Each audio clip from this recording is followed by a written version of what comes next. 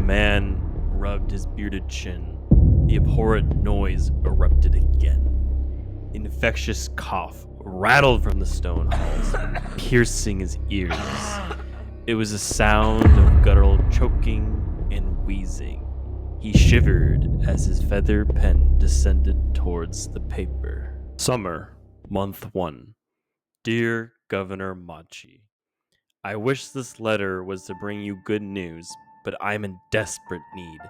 I regret to inform you that my wife, Veronica, is ill. She has had this nasty cough, and it's not getting any better. It has been 11 days since my nurses have recounted the day she acquired this sickness. We have no origin, no clues, and no cures in the Bulwark region.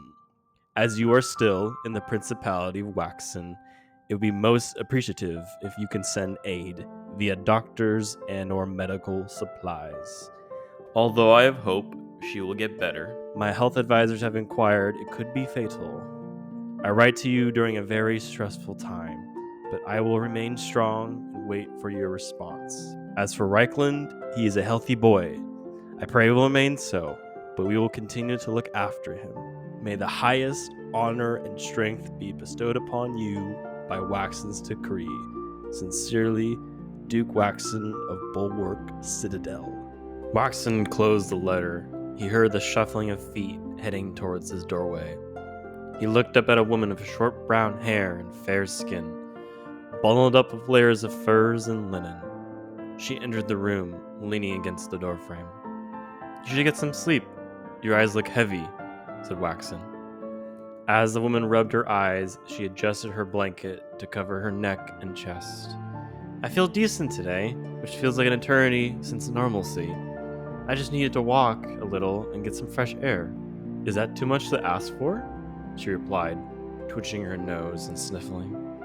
It's not that, Veronica. You've always been the one to get things done.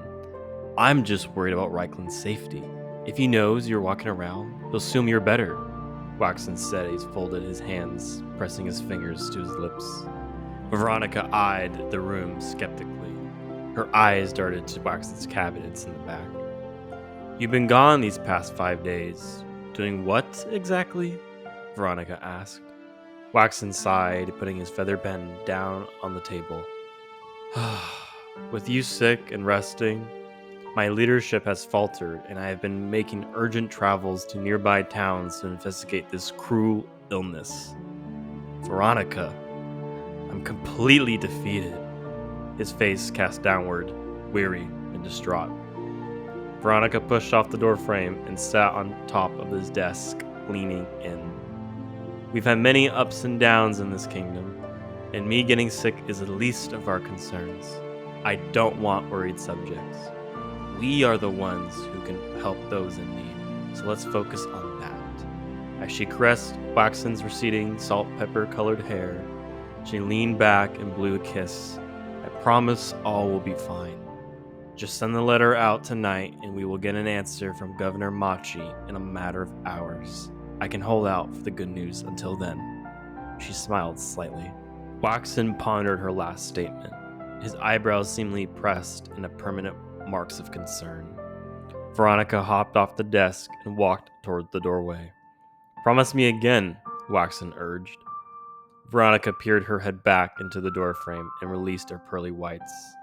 Love you. As she limped back down to her quarantine chambers, a door sounded shut. Waxen got up from his desk. He headed toward his window, pushing the velvet curtains aside, and opened the window handles. Waxen closed his eyes and exhaled. He could feel the brisk, lively wind against his face. He laid his eyes upon the castle and its walls. Flickers of lanterns were popping up among vast pockets of large towns across the land. Waxen looked to his west. The sound of crashing waves hitting the rocky coastline contrasted the sun drooping beyond the placid, fluffy clouds.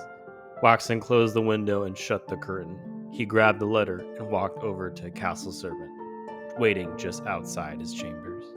Deliver this to Governor Machi immediately. We've wasted too much time. The servant nodded. Waxen strolled down the hallway, passing a few rooms. his footsteps echoing against the castle halls. Once he approached the wooden door, he knocked, saying, "Is my precious prince awake?" The door opened widely as a cheerful boy with chubby cheeks and flowing golden locks giggled his way towards Waxen.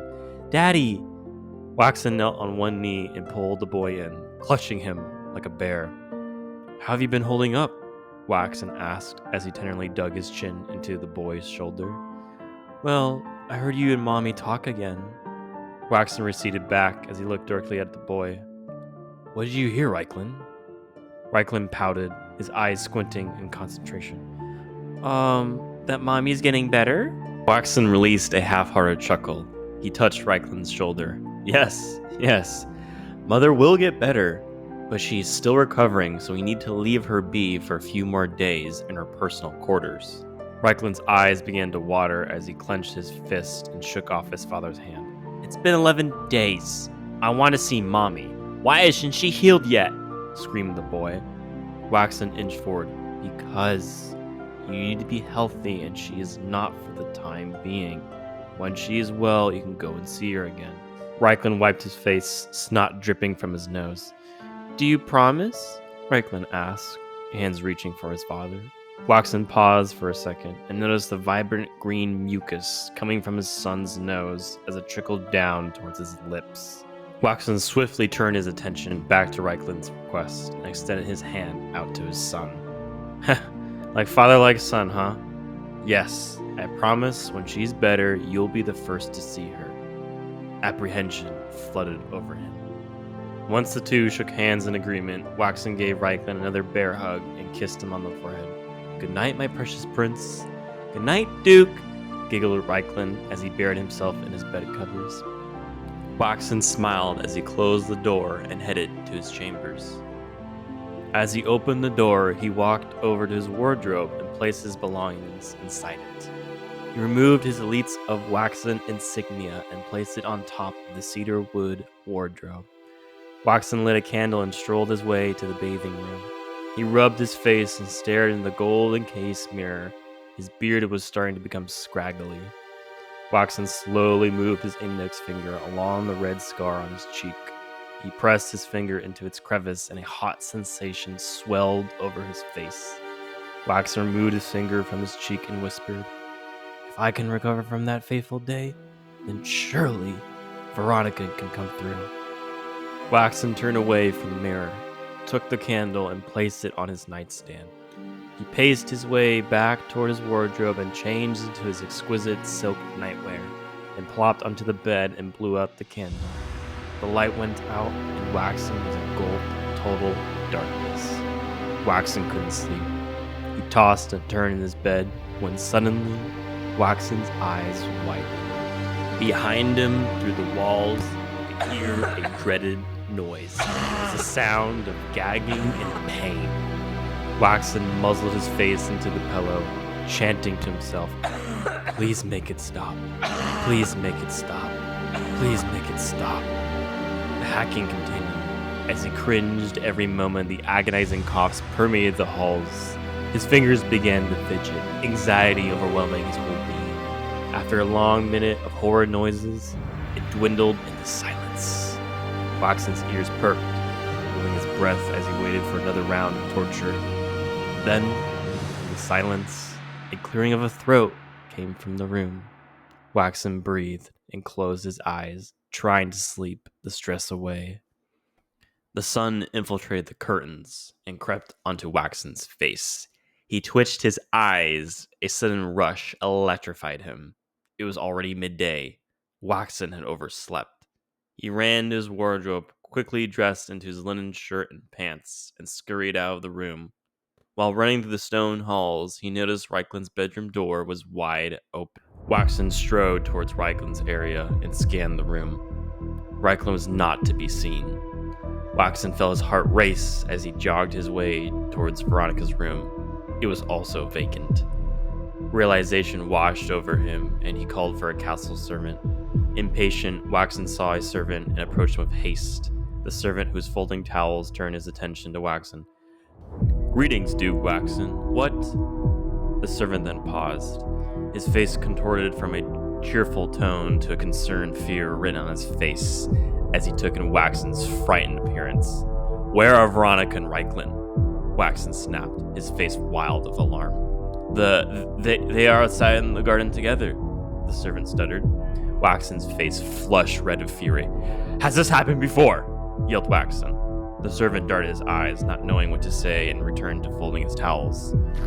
Waxen sprinted down the halls, fiercely pushing doors open. His mind raced with impossible ideas that pain through and through. He made his way toward the outdoor section of the castle to search for his family. He reached the vibrant rose garden at the back of the castle grounds and laid his eyes upon the horror. "Veronica, what are you doing?" Waxen fumed and clenched his fist until his fingernails broke skin. He was mortified. He thought to himself, how could I let this happen? Now at the grass's edge, he rapidly approached. Veronica was cuddling Reichland with him on her lap. Waxen yanked Reichland's little arm, launching him off the fountain wall and onto his side. Reichland shrieked as he was forcibly taken from his mother. She spun her head upward, aghast at the audacity of Waxen's actions. "Stop! There's no need to create a fuss over this!" Veronica exclaimed, her eyes wild with anger and shock. Waxen's eyes darted back and forth intensely from Veronica to Reichland. "Not only have you broken quarantine to get some rest, but you brought Reichland along too!" A lump formed in the back of his throat. The betrayal was like a stabbing through the heart while his wife stared him down, defying him. The boy started screaming viciously, "Daddy, stop! I want to see Mommy!" The prince wailed as visible red swelling formed on his forearms. Veronica immediately propelled upward, smacking Waxen in the face. "Get a hold of yourself," she snapped. "You've gone too far with this absurd protocol that you've created.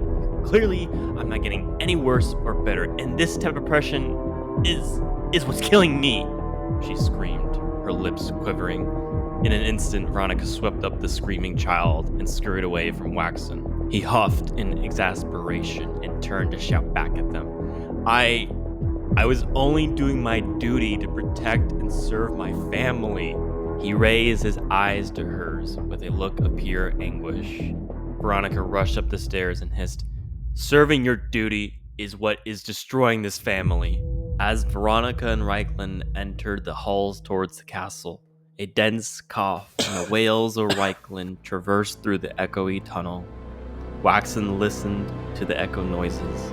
Veronica rushed to a servant, sniffling, panic infiltrating her next words. "Get Reichland into the infirmary, quickly!" Her voice strained, sounding like a garbled croak. With those last words, Waxen crumbled to the ground, hands grasping the grass, weeping towards the earth, his world shattered with devastation.